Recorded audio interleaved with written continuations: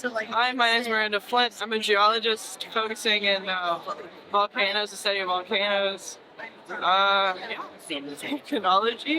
and geochemistry. So my research includes going out into the field, getting samples, coming back, processing them, and just the whole, wide scope of everything that it takes to understand the inner workings of a volcano.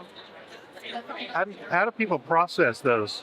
I cut them down in a little, you know, bite-sized pieces of rock, and I send them out to labs to be powdered and crushed and melted into glass beads, and then they analyze those glass beads for their geochemistry, so you get back major and minor element makeup basically, and you can re-put that back together into minerals, and you get general composition and stuff. As well, you can cut them into these things called thin sections, and so you get it's like 30 microns, so like the size of a piece of your hair.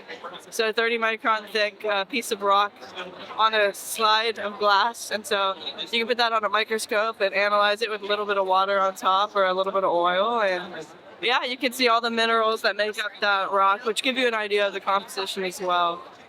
So yeah. Sweet. Yeah, it's super sweet, dude. What?